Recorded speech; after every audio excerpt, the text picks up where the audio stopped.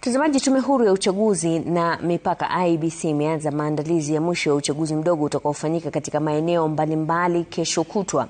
Afisa mkuu wa IEBC Marjan Hussein Marjan na makamishna wengine wanafanya kikao na maafisa wa usalama wa Mbeere North baada ya madai ya naibu rais Profesa Kithure Kindiki kwamba upinzani unapanga kuzua vurugu wakati wa uchaguzi. Emmanuel To anafuatilia taarifa hiyo huko Mbeere, huku wenzake ambao ni wanahabari wanakita kambi katika maeneo ambayo yana uchaguzi mdogo.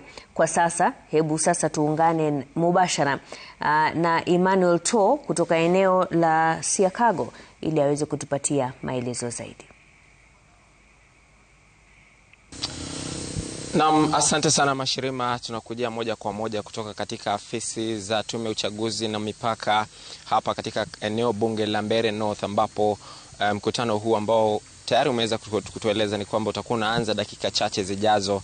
Tayari nimeona baadhi ya maafisa wa polisi wengine ambao ni miongoni mwa wale maafisa wa asasi za usalama katika eneo bunge hili wamefika kuweza kujumuika na wakuu wa Tume ya Uchaguzi na Mipaka ambao wanaongozwa na afisa mkuu mtendaji Marjan Hussein Marjan kuweza kufika hapa kwa ajili ya mkutano huo. Kamishna ambaye amepewa majukumu ya kusimamia uchaguzi katika eneo bunge hili ni Profesa Francis Aduol, ambaye pia atakuwa anaandamana na Marjan hapa dakika chache zijazo kuweza kuhudhuria mkutano huo wa faragha ambao tunatarajia kwamba utakuwa unadumu kwa dakika kama 50 hivi ama takriban saa moja hivi kabla ya kuendelea na shughuli zingine.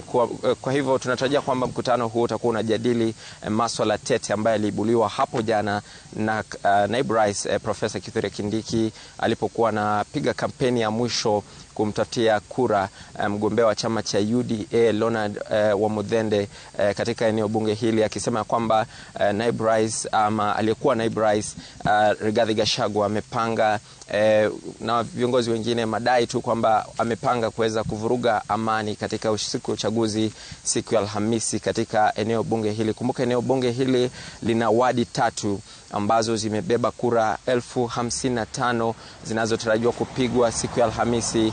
Tunazungumzia wadi ya Evurore ambayo ina wapiga kura 26,000. Kuna wadi ya Muminji ambayo ina takriban wapiga kura 9,000 na kuna wadi ya Ndawa ambayo ina wapiga kura 18,000 na wote watakuwa wanafika debeni siku ya Alhamisi kumchagua mbunge wao. Kumbuka kwamba pia kulikuwa na madai ya kushambuliwa kwa kiongozi wa chama cha kazi Moses Kuria.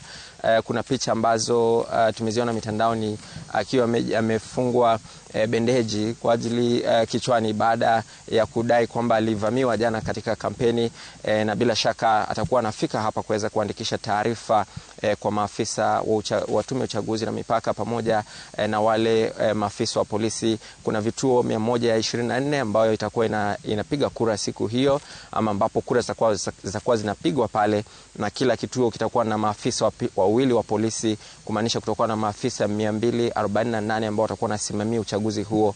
Kwa hivyo kuna mengi. Baadaye tunatarajia kwamba vifaa vya kupigia kura vitakuwa vinasambazwa kwenye vituo hivyo ili kuweza kujiandaa kwa ajili ya uchaguzi huo. Kwa sasa nataka nikupeleke moja kwa moja hadi katika kaunti ya Kilifi katika eneo bunge la Magarini, ambapo mwenzangu Francis Mtalaki yuko ange kuweza kutupa taarifa yanayojiri kutoka eneo hilo. Kwako Mtalaki.